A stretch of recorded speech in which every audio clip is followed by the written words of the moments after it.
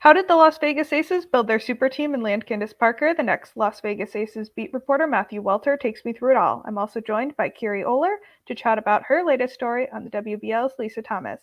Locked On Women's Basketball starts now. Ogunbowale for the win. Good! You are Locked On Women's Basketball, your daily podcast on women's basketball.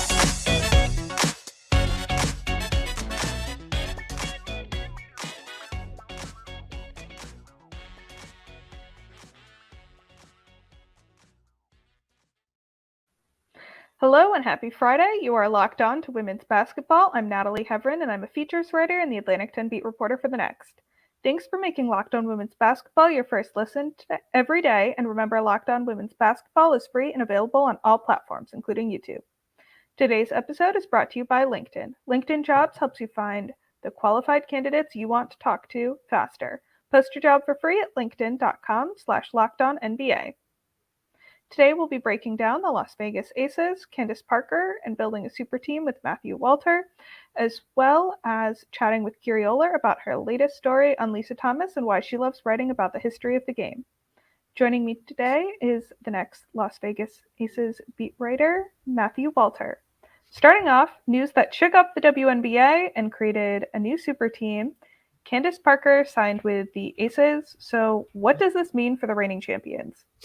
It means a lot. I mean, you're adding, a two-time WNBA, champion, a player who's seen as one of the all-time greats, a pretty easy Hall of Famer when she finishes her career. And I think someone that is what the Aces needed, maybe even more than what they needed in terms of her quality. Because I said going into the offseason, what they needed was veteran depth, right? Last year, they won the championship with sort of a 6-7 player rotation. There's a lot of young people. Basically, every player was under 30, and they were just sort of running with their legs. And I think Becky Hammon realized, you can't win multiple championships and be a dynasty, which they have the talent to do so, playing that way. You need depth. And so Candace Parker, yes, is a lot more veteran, but she's a star, right?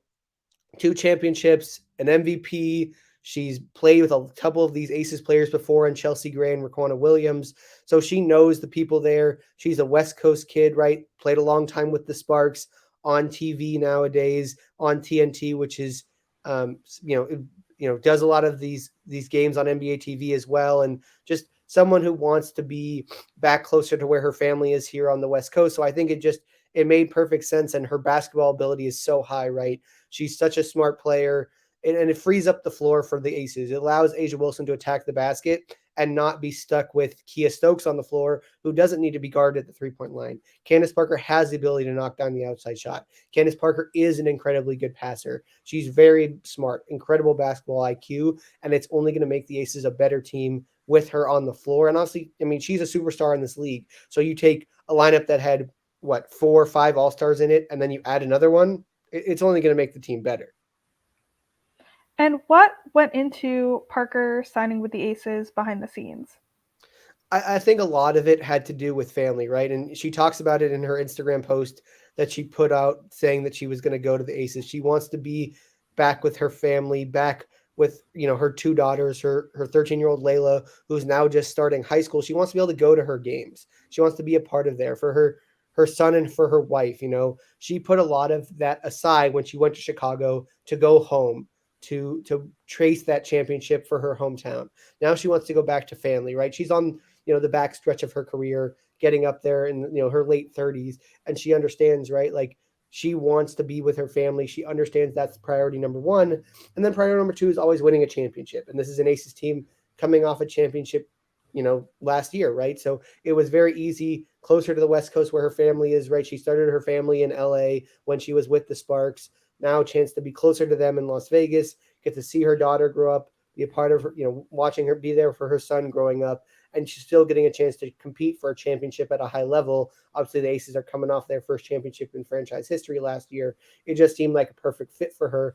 And, she's understandingly willing to take maybe less money and be less of a focal point because she understands her role and that she's there to be a star, but not be the star because they have A'ja Wilson and Kelsey Plum and Jackie Young and Chelsea Gray. It's just a lineup full of stars. And this move may not have turned as many heads, but the Aces also added Alysha Clark. What does she bring to the team? Alysha Clark brings another veteran to the team, another piece of veteran depth that I think is really important for the Aces. I talked about how much they needed that veteran depth going into this offseason, and Alysha Clark is the perfect 3-and-D sort of small forward shooting guard player that the Aces could use to fit into their system, right? Someone that can come off the bench, guard 1 through 3 on the perimeter, can knock down outside shots. And I think that worked in the Aces' favor that last year she was, played last season coming off what's a Liz Frank injury, an injury to her foot. She didn't have her best season, but talking to some people, it sounds like they expect that she'll be much better this year. They expect that she's going to be playing at a much higher level, closer to the way she was playing in Seattle when she won her 2 WNBA championships and was named all first team and all second team, all defensive team. And I think she's a great fit for what Becky Hammon wants to do, right? Becky Hammon knows they have scoring options coming, out of everywhere for the Aces. So for her, it starts with the defensive end, and that's where Alysha Clark thrives, is on that defensive side of the ball. And so I think for the Aces to get her to come off the bench, play defense on other teams' best, point guard, shooting guard, whatever, right? Now against, other teams that have guard play is incredibly good in this league. So to have someone that can come in off the bench and play really good lockdown defense and knock down open shots and space the floor is a perfect fit for this Aces team. And the Aces have been busy. They also traded for Amanda Zahui-B's rights, and in doing so, traded away Dearica Hamby. How did that trade impact the team's free agency goals and how the team will ultimately look this season? That had a huge impact, right? Because Dearica Hamby had just signed an extension, so all that money got freed up to the Aces to now basically be the money that they used to sign Alysha Clark and to sign Candace Parker. Candace Parker took, a big pay decrease. She only signed for $100,000. Alysha Clark, $110,000. So that was basically what the money they had sitting in their salary cap, plus the money that they got from trading away Dearica Hamby, is what freed up that money to sign those 2 players. And now the Aces have what many consider to be a super team, right? The Aces have 5 all-stars starting, and then you add Alysha Clark off the bench, Raquana Williams off the bench. This is a very good Aces team, 1 through 7, 1 through 8, lots of depth. And then they also now own the rights to Amanda Zahui-B, which basically means they can sign her at whatever price tag they want, whether it's the veteran minimum or if she decides to sign with somebody else, it's like signing a restricted free agent. The Aces can match it. So right now what they can do is it allows them, if they want to bring Zahui-B in after watching her, let her, come to training camp, see what she looks like. They have the rights because they traded for her to sign her at any sort of level that they want.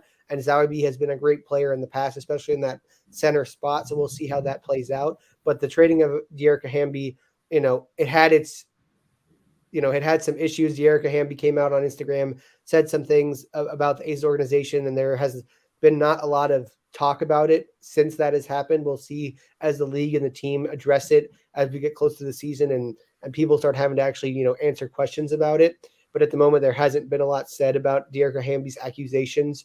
But at the moment, what the trade did was it opened up the space for the Aces to sign Candace Parker and Alysha Clark, albeit to maybe less money than they could have gotten if they were looking for top dollar. And what intrigues you most about the super team that the Aces have built, and what are you most excited to see this season?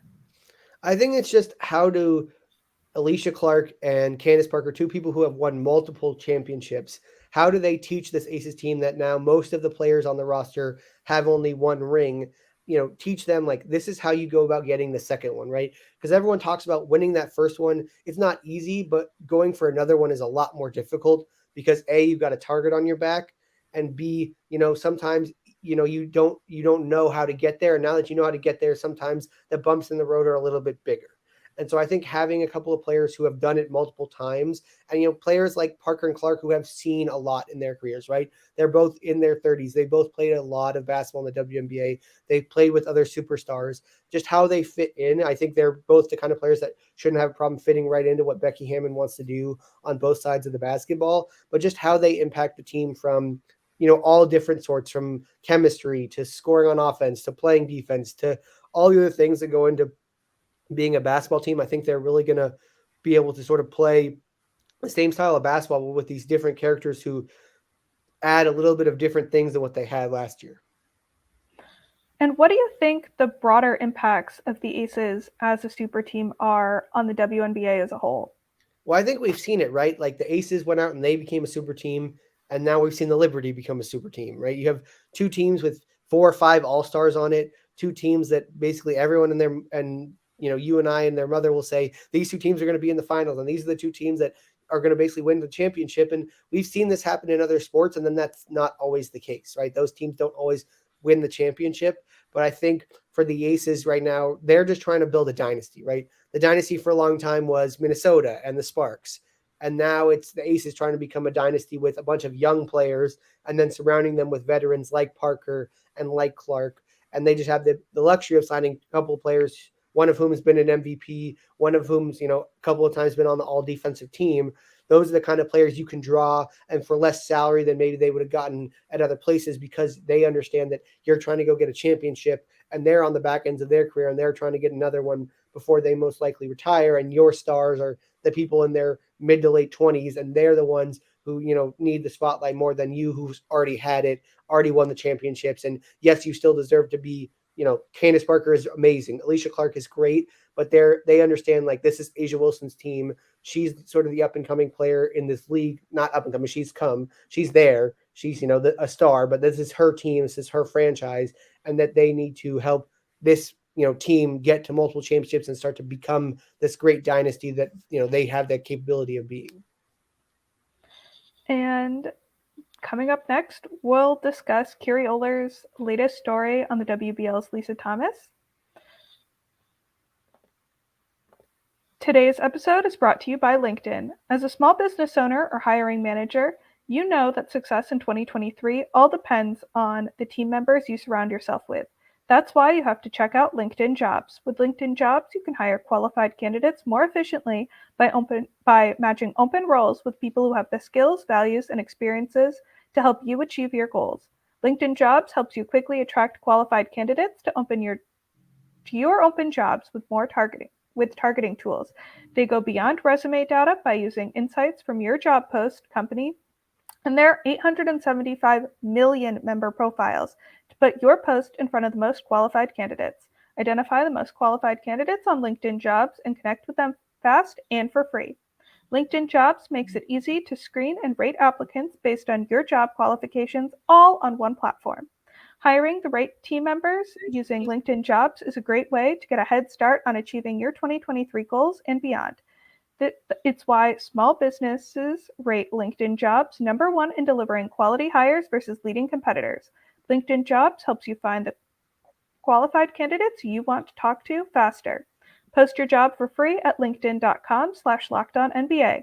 That's linkedin.com/lockedonnba to post your job for free. Terms and conditions apply. Joining me today is Kiri Oler, a news and features writer at The Next. Starting off, Kiri, what caught your eye or stood out to you about Lisa Thomas and her story? I think the biggest thing for me is that she's a dual sport athlete and remained a dual sport athlete from childhood, like all the way through college, which is not something that you see super common, especially as like youth sports get more and more competitive, like kids are specializing much earlier. And, the really common like athlete story that you hear is how they have been like singularly focused their whole life on their sport. Like the example I used in the piece was Tiger Woods, but like the really relevant, like current example is like Tom Brady, who said like even in his retirement video that like he hopes his kids find something to be passionate about, but maybe don't go quite as hard as he did in terms of singularly pursuing that one thing. And so she really like was able to maintain a balance of multiple interests all the way through adulthood. And I thought that was really unique and special. Yeah, and who we're talking about is Lisa Thomas, who we'll talk about a lot more, but Kiri wrote about in her story how Lisa Thomas grew from well-rounded athlete to well-rounded human, and she played in the WBL, which was the first women's professional basketball league in the U.S., and it ran from 1978 to 1981.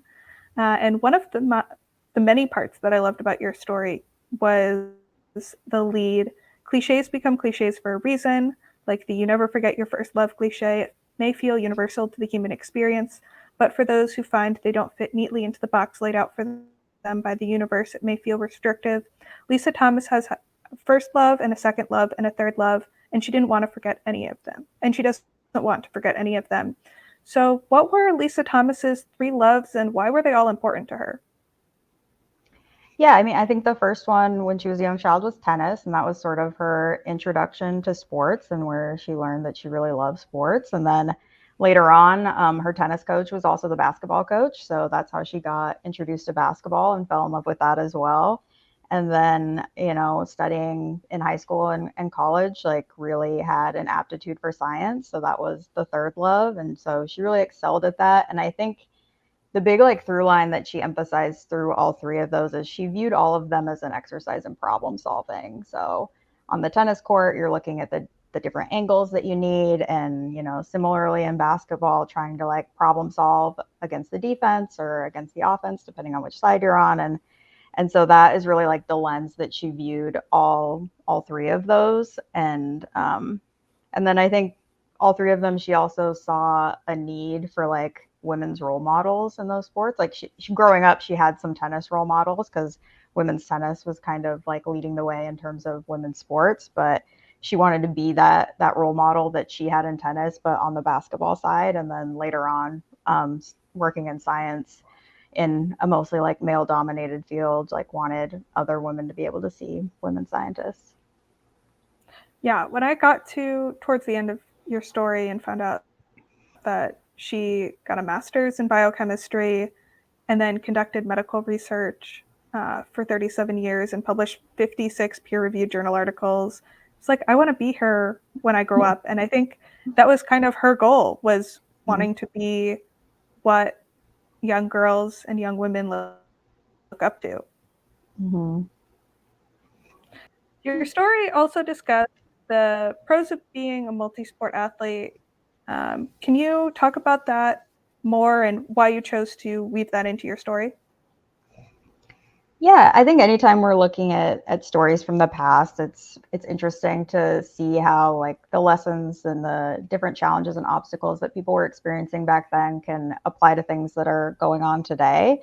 And I think this is a pretty hot topic right now, especially with player injuries among younger athletes and how there seems to be sort of an increasing rate of occurrence of injuries, especially with repetitive motion type of injuries.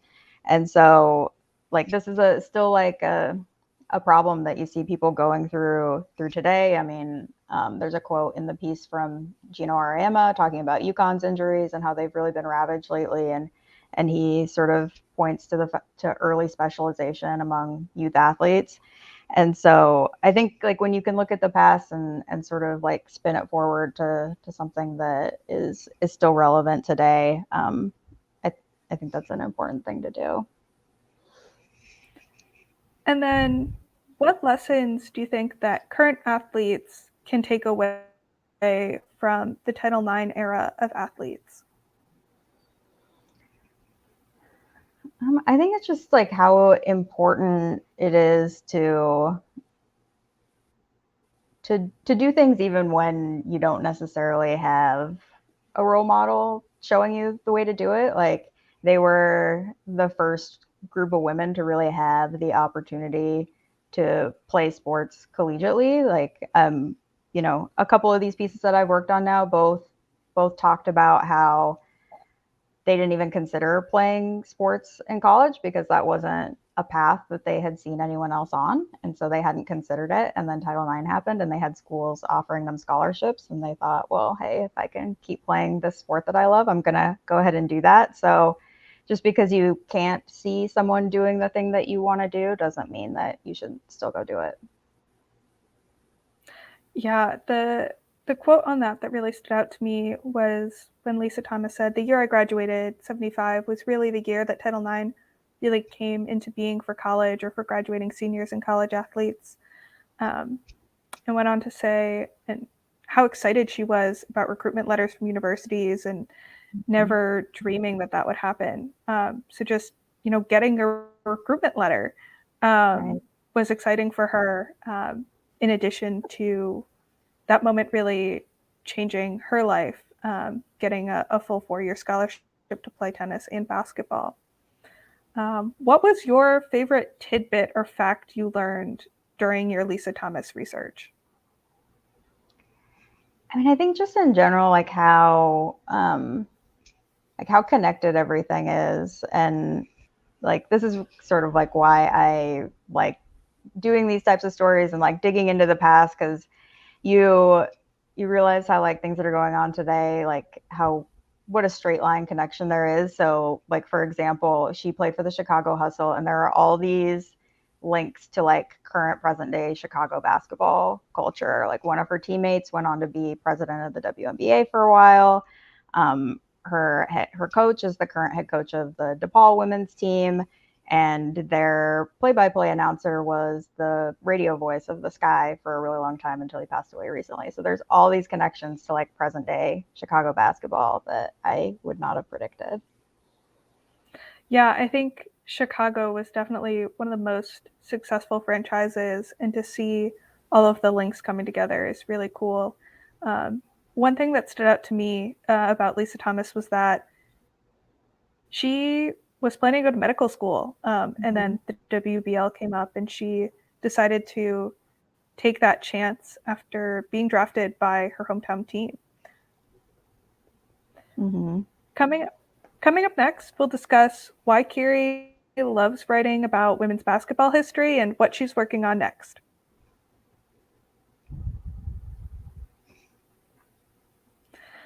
Today's episode is brought to you by FanDuel. This year, the only app you need at your Super Bowl party is FanDuel, America's #1 sports book. We're really excited about our new sports betting partner for Locked On, because they're the #1 sports book in America, FanDuel. And if you're new to FanDuel, that's even better. They have so many great features that make betting on sports fun and easy. Download FanDuel now so you can bet on Super Bowl 57 with a no-sweat first bet. You'll get up to $3,000 back in bonus bets if your first bet doesn't win. FanDuel lets you bet on everything from the money line to point spreads to who will score a touchdown. I'm really excited that with FanDuel you can bet on both individual games and future odds for NCAA women's basketball. The FanDuel Sportsbook is safe, secure, and super easy to use. Best of all, you can get paid your winnings instantly. I love how easy it is to use the FanDuel app. You can place your bet in seconds and with just a couple of clicks. So join FanDuel today at FanDuel.com/lockedon to claim your no-sweat first bet on Super Bowl 57. That's FanDuel.com/lockedon. Make every moment more with FanDuel, official sportsbook partner of the NFL. So, Kiri, why is writing about the history of women's basketball so important to you? Yeah, I mean, I think there's a few reasons. So one, like, it's similar to like why we study history in general. Like, we want to understand where we've been so that we can learn from it and apply it to today. So similar to what I was talking about with, bringing up multi-sport athletes and the importance of not specializing too soon. Like, I think that was a really important takeaway that we can learn from Lisa Thomas's story and through telling that story. And that, even with the passage of time, like at our core, we're all still human beings, and there are a lot of really like relatable tidbits in like anybody's story. And so finding those things that are just like common that we all struggle with, like there's a certain like comfort in that. And then, like the really obvious one is like these women laid a foundation for the leagues that we have today, and they deserve their flowers, and they're all just like really awesome, and they deserve to have somebody hype them up because they laid a lot of groundwork for us. Yeah, that's definitely been something I've enjoyed is getting to share their stories that may have gone untold for the last 4+ decades. If you could pick one favorite part of it, what's your favorite part of telling these stories? I mean, it's sort of selfish, but for me, it's just like getting an excuse to learn all of this stuff, because I'm not like a WBL expert, but I've gotten to do a ton of reading about the league now that I didn't know. And so for me, it's the learning process for myself, and then getting to hopefully help other people learn too and be a part of their journey. Yeah, that's the same for me. I love talking to these women. And then the next step is writing it all down so everyone else can do it. I know in my personal life, I'll finish an interview with a WBL player and then want to tell everyone I know about it, just because that's how excited I am to share this information and get it into the world. What are you working on next? Yeah, so I've got another profile of a WBL player, Linnell Jones-McKinney. So I guess just as a little teaser, I have what I view as like a not even hyperbolic comparison to a Roman deity going in there, because that's just how awesome she is. Yeah, I can't wait to read it. She's definitely been someone that caught my eye, and I'm excited to learn more. So thank you for joining me today, Kiri. Where can the people find you and your work? Yeah, thank you for having me. I am at technical_K0, the number 0, and all my stuff gets aggregated there. Thank you for making Locked On Women's Basketball your first listen today. Make sure to tune back in tomorrow to hear more from Hunter, Joshua, and Em. I always learn so much from them. Now make your second listen game-to-game NBA, every moment, every top performance, every result. Locked On Game to Game covers every game across the NBA with local analysis that only Locked On can deliver. Follow Game to Game on Locked On NBA, available on the Odyssey app, YouTube, and wherever you get your podcasts.